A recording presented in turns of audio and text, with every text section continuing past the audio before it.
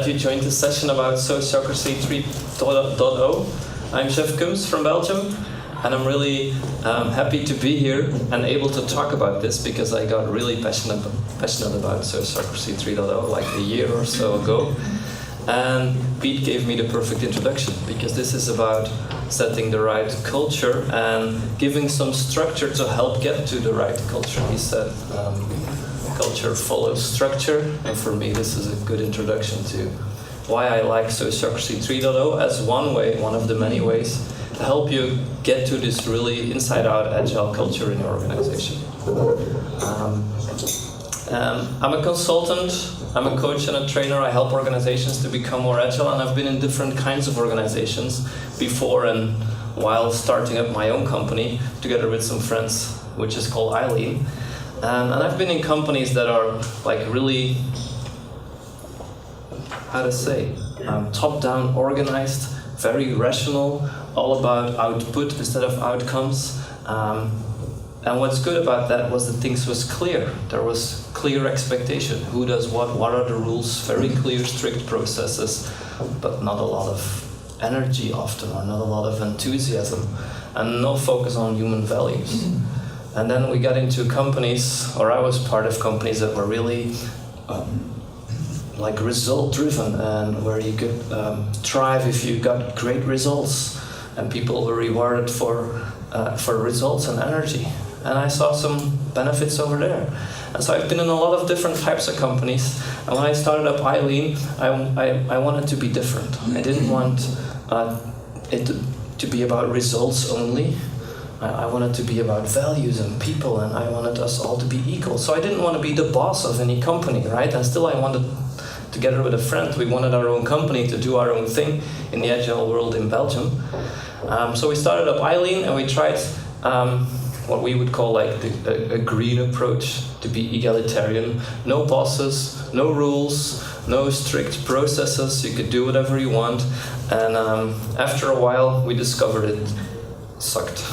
Right? There was some great things. We were all about values and culture, and we were doing awesome things, but at the same time we were having endless discussions because we wanted to decide everything together with 5 or 6 people.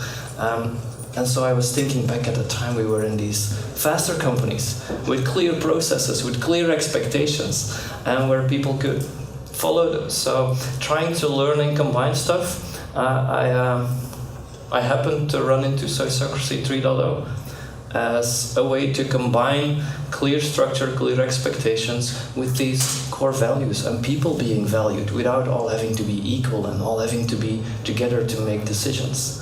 So it's combining effectivity with the human-centric part, with the focus on values for me. And that's why I'm so happy about it, and that's why I think it fits in this day today in this Agile Leadership Conference. So what is Sociocracy 3.0? I'll call it S3 from now. That's shorthand for Sociocracy 3.0. It's a framework, an open framework for evolving agile and resilient organizations. So we've been hearing these words before, right? Resilience, agility, that's what it's for. And I consider it a backpack full of great proven ideas. And I like the backpack metaphor because you can pull anything out of the backpack that suits you in that given context. So it's a framework, but it's not meant to be pushed top down.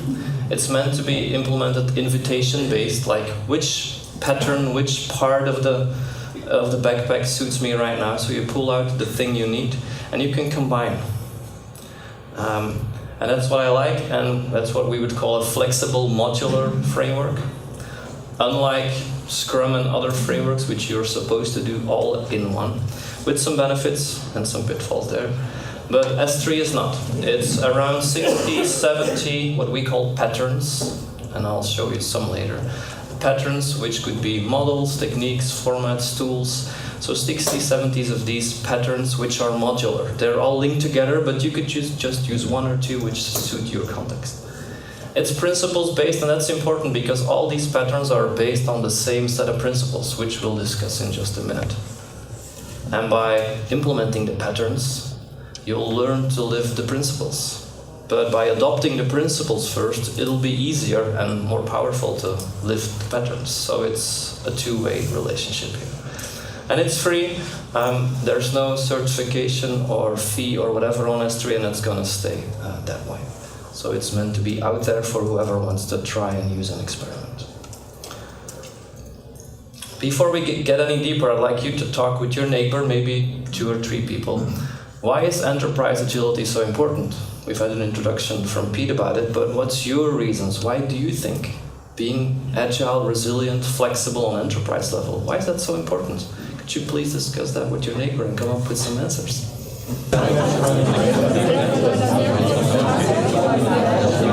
Why is it important to be agile on enterprise level? Motivation. Sorry? Motivation. Motivation of people? Yep. Yeah, good. What else? Increasing complexity. Increasing complexity in the world outside there. What else? Innovation. Yeah, innovation. Supports knowledge sharing. Supports knowledge sharing across teams, people, departments. Yeah. What else? Financial performance. Financial performance. Time to market. Time to market, which should be short enough. Anything else you can? Happiness. Happiness of whom? Of the employee. Of the people working in the organization, and probably also customers, right? Customer being happy with the products, people being happy building or delivering products and services. So there's lots of good reasons, but there's also the question, what is keeping us from that? What are problems or impediments keeping us from enterprise agility? Need for safety? Employees? The need for safety, all right. What else? Tradition? What do you mean with tradition? Like old management structures, beliefs. Okay, so old structures and beliefs around management, leadership, these kind of things. What else? The leaders. Sorry? The leaders. In what sense are the leaders keeping us back? With their old structures and beliefs? Yeah. Is that the same thing? Yeah, okay, good. Anything else? Or lack of control. And is the lack of control keeping us back? It's the lack of control. Or the need for control? What's the impediment here? The anxiety. Yeah. The anxiety about control? Yeah. And power loss. It's the fear of lack of control. It's not the lack of control. Yeah, the fear, yeah. Something else? Rigid processes. Rigid processes.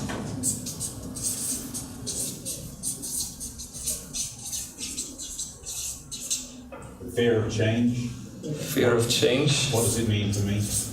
What's in it for me? How will this affect me?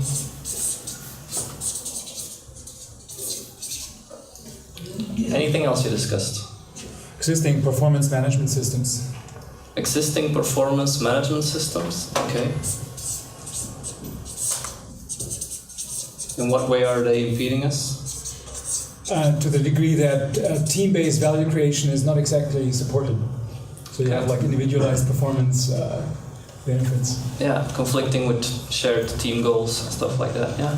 So knowledge. In what sense? So knowledge in terms of the employee saying, what is this agile thing? What are these roles? So sometimes it's also knowledge. Yeah, knowledge, but also the why, right? Not only what is it about, but why. So why and what?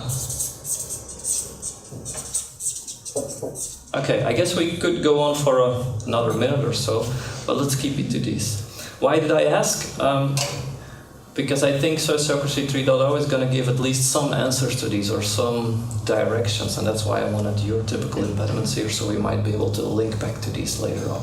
Okay, this is an introduction. I won't be able to explain all of S3 because it's 60-70 patterns with a lot of principles and depth below them, but I want you to start feeling it so that if you're interested, you could go and explore yourself more.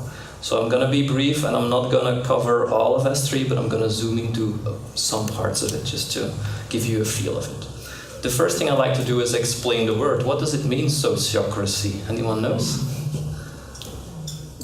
We know democracy and autocracy, but what does sociocracy mean? Social networks.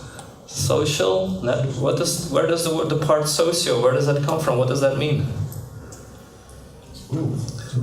The group of people, the peers.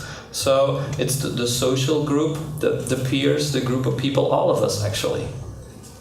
While in democracy, the demos is the part of the people that have voting rights, for instance. It's a privileged part of people. And krasi comes from kratos in Greek, and it means to rule, to govern, to steer and guide. So this is how to govern an organization or a group of people by the people themselves, without ending up with what Eileen was in for a couple of months at least, in like an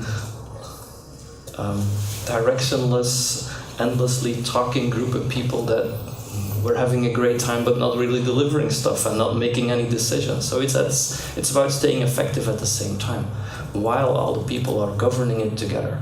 So that's what Sociocracy stands for. There's some history to this. S3 is only 2-3 years old, but it builds further on the classical sociocratic lineage.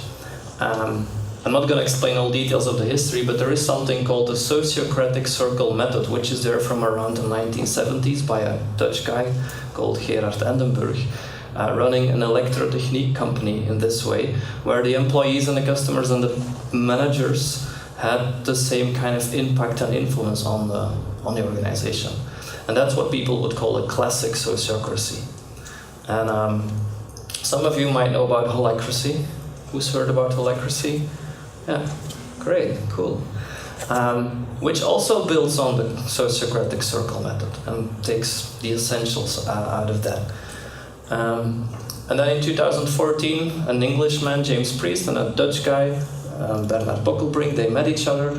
Bernard was an Agile coach working with Lean and Agile things, and James was a sociocratic guy working with organizations and individuals for years and years with the classic sociocracy. And they met and they found this overlap and conflicts at the same time. So they started talking and they discovered a whole lot of magic happening between them. And they discovered that the Agile and Lean thinking and the sociocratic thinking combined very well. So S3, Sociocracy 3.0 as they called it, is a combination of the classic sociocratic thinking with some changes, because James was making some changes to all those things. Call it a recent evolution of the classic sociocratic method combined with Agile and Lean thinking. And that's what S3 is about. So it's fairly young, and James and Bernard are also still discovering it and having it evolve and grow. I feel very privileged to be one of the people knowing these guys and working with them and discovering what S3 can bring to the world. It's principles based, I told you, and there's 7 principles on which S3 is based. These 4 you're probably familiar with, because these are the principles we also live in the Agile world, right? Being fully transparent, empiricism, like working with what we can see in short iterations and then see what happens and learn from that, continuously improving, and effectiveness, meaning doing the right things and only then starting to do them in the right way. So those are principles you're probably familiar with.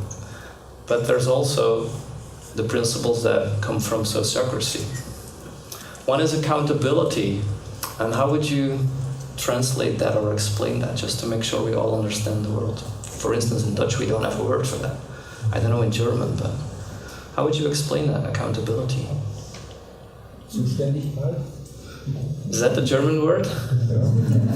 Good. Yeah. And how would you explain? Ownership. Yeah, ownership, in a sense of taking ownership of what?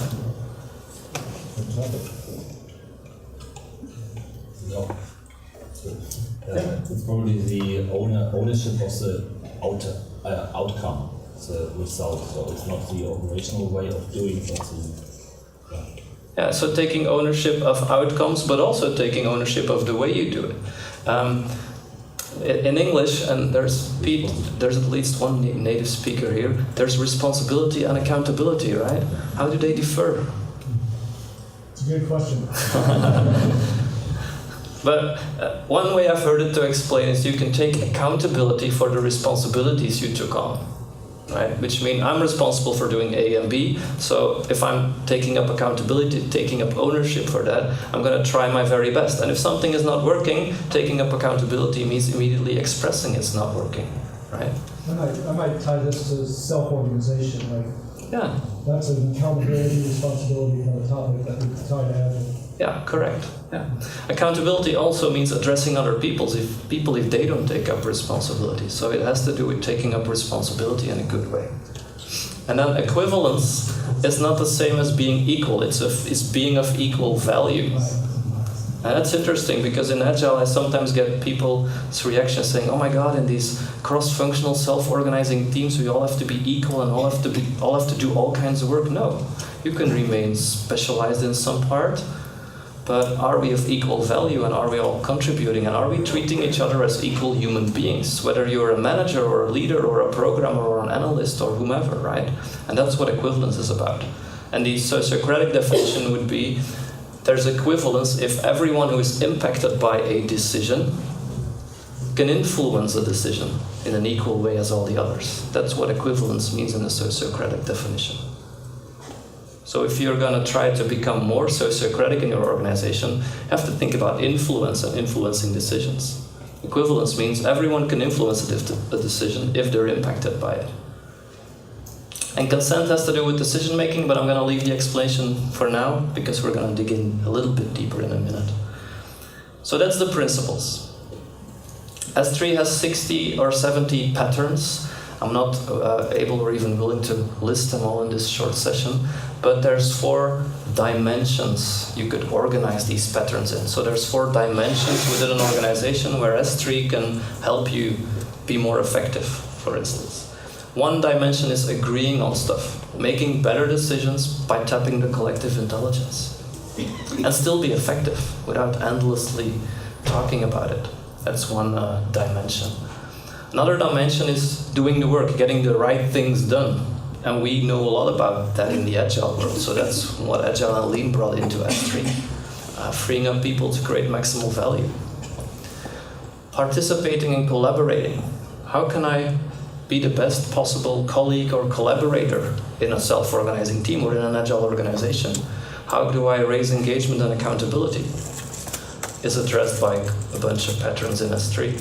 And aligning, and that has to do with the flow of information and the flow of influence in an organization. How to build organization-wide agility at scale. The align part has to do with the structures in the organization. And we're gonna dig a little bit deeper in the align part to give you a feel of what kind of organizational structures could S3 give you. And we're going to dig in a little bit deeper in the agree part, how to make decisions in an effective way while remaining or keeping equivalence. So that's the 2 dimensions I'd like to dig in a little bit deeper. Just so you've seen them, this is an overview of all the patterns, not readable on purpose because time doesn't allow us to go in all of those, right? But just so you know, there's a whole bunch of patterns that are described, covering these 4 dimensions. Let's dig into the agree part, and again a question to you to discuss with your neighbor.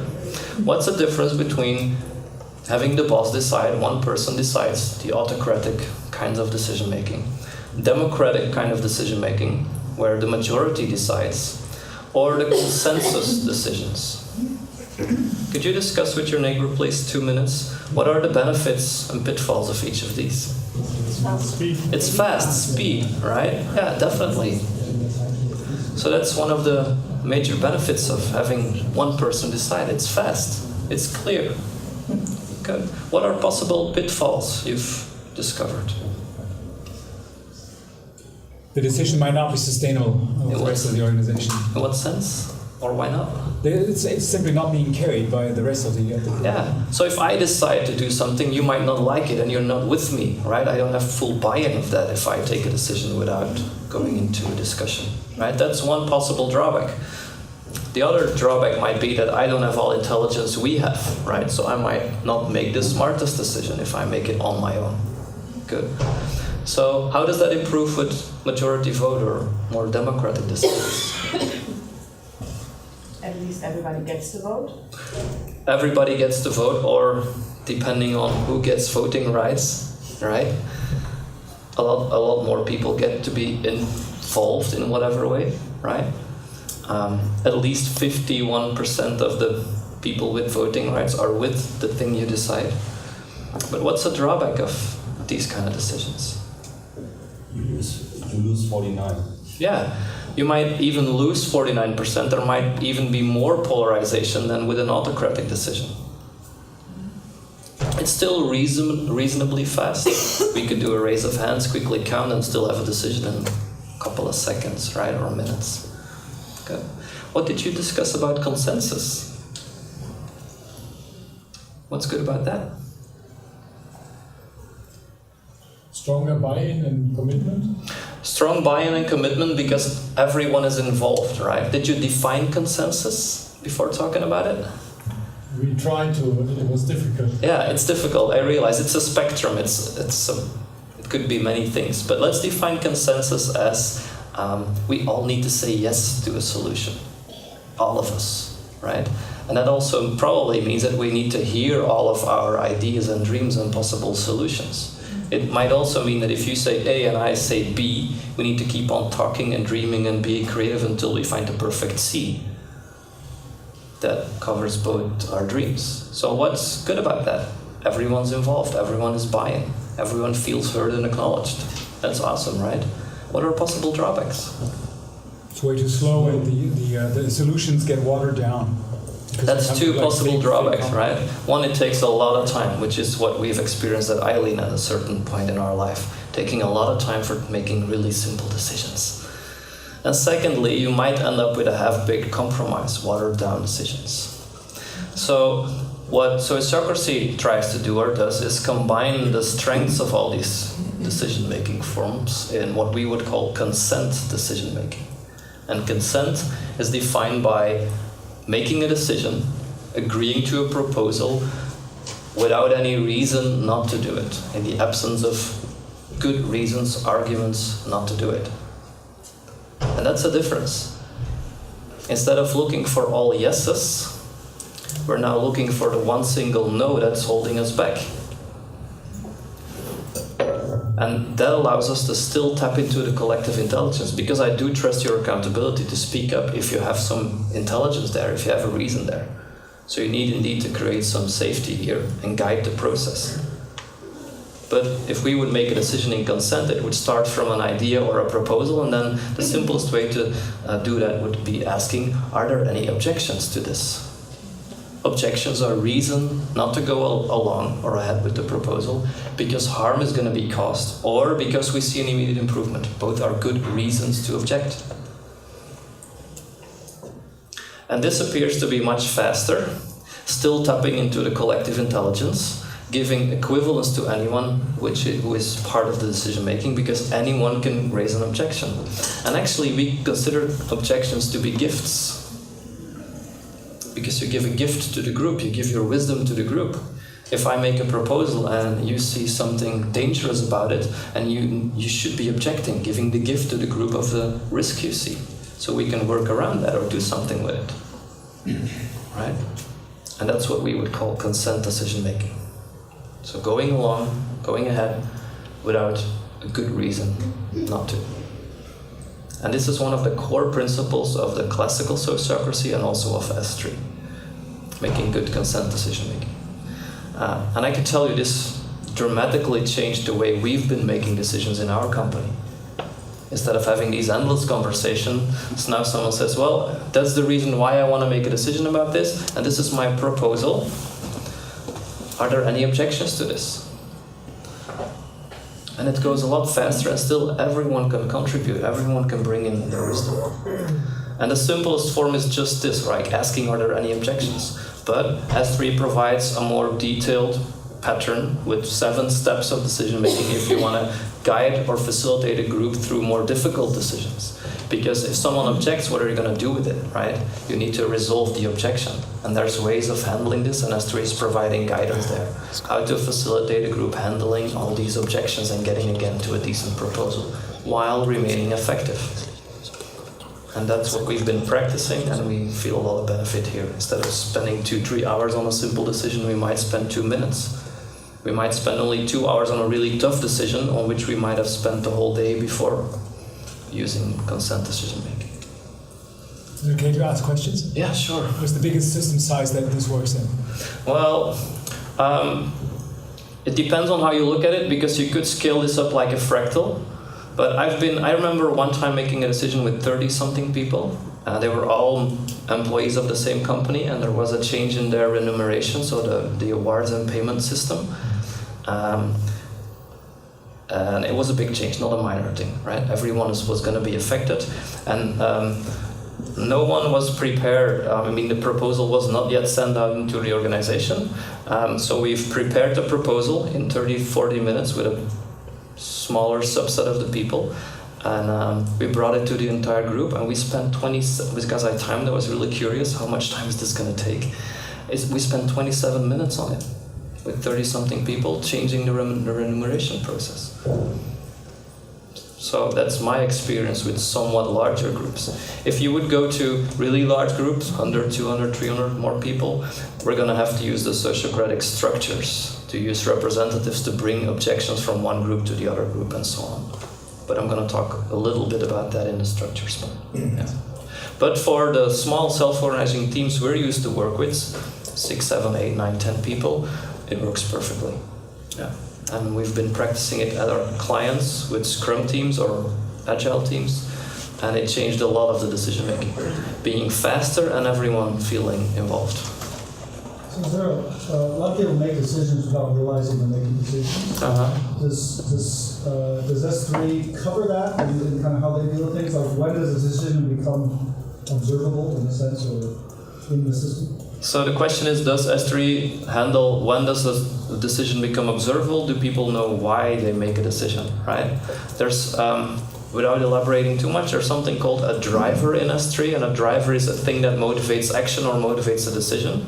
And S3 puts a lot of attention on articulating the driver, so we know what's happening, what's the need, what is needed, so why are we making this decision? And transparently putting drivers on, and you know the word, backlogs of teams. So bringing the need for decisions to the right people or the right teams in the organization. So yes, there's a lot of attention to this, without guaranteeing, of course, right? But there are some things around that. And the main pattern would be driver. Yeah. Good. So this is consent decision making. Let's go back to the agree dimension. It's not only about consent decision making. I just wanted to zoom in on that to show you what it is.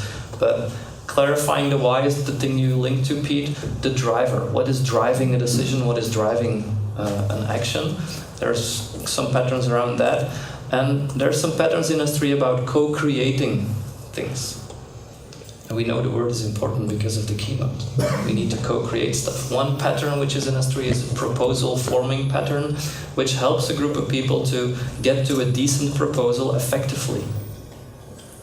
So tapping into the collective intelligence and not wasting too much time on building a proposal, because we want to make good enough for now decisions. Empiricism and continuous improvement is a big part of S3. So we don't want to make the perfectly detailed long-term plan that will still be perfect in 2 years. No, we want to make it good enough for now, safe enough to try a decision. So we need to also create proposals to get consent on in that way. And there's some patterns around that. We talked about consent decision making to get to these good enough agreements, and there's also experiment and learn. We need to review decisions, adapt, and be flexible. So that's in the agree dimension. Do dimension, I'm going to skip over very quickly. There's a lot of agile and lean patterns in here, and S3 kind of directs you to that whole body of knowledge and values to learn more. Identifying, distributing work, prioritizing backlogs, visualizing work, pulling work instead of pushing work. And that one thing I want to say about this is it's not only about pulling in work, but also pulling in change in S3. So S3 is not meant to be pushed upon people. You can inspire and invite people to start practicing, experimenting with S3, but you should not be pushing them. That would be against the principles within S3. So pulling in work, but also pulling in changes. And review and improve the iterative cycle, the short cycles we're used to working within the Agile domain. So that's the do dimension. The participate dimension I'm also going to be brief about. It has to do with becoming a better collaborator. There's a couple of patterns or practices about how to run good meetings, how to facilitate stuff. How can I contribute in the best possible way? And one of the patterns I want to name is role selection, which is how to assign someone or select someone or how to get someone to do some work. The typical two ways are asking for volunteers, right? The other way would be to assign people, and there's benefits of both. If I assign someone, I could use all my knowledge to assign the right person. And I'm like, oh, he or she might not step up himself, but he's almost ready for it. They're going to learn a lot. I see a lot of potential, so I could kind of help people to make steps in their personal development journey by assigning them, right? Or I could assign people because I know characters would fit, using my knowledge. And if I volunteer people probably get more motivation because they volunteered. But I might not volunteer myself because I know you're also wanting to do it and I don't want to get into a conflict with you, so I'll allow you to volunteer. So there's different risks of volunteering and assigning people for work. And in S3 there's a role or team member selection pattern which combines both and works with nominations. So we could nominate people to do some work. I could also nominate myself. And then there's a pattern to help us step by step in an effective way get to a decision. First a proposal, then a consent-based decision on this. So there's patterns on how to get people on the right kind of work or in the right domain within an organization. Building collaboration, there's some patterns around that. And also some patterns about feedback and learning and growing. One is the effectiveness review, just so you've heard the name, about getting feedback. How am I doing? How am I performing? Getting like peer feedback to learn and improve and together build like a development plan for me. So I could invite people to help me grow in S3. And there's a pattern for that as well. So that's the participate domain. The align domain, I wanted to say a little bit more of. This is, for me, aligning work and influence and bringing decisions to the right kind of people in the organization. And the first thing we do is we clarify domains in an organization. And maybe it helps if I draw something. In a sociocratic organization, there is hierarchy. But it's not like a power hierarchy filled by people or functions. We would call it a driver hierarchy, which you could translate as a purpose hierarchy. A driver is a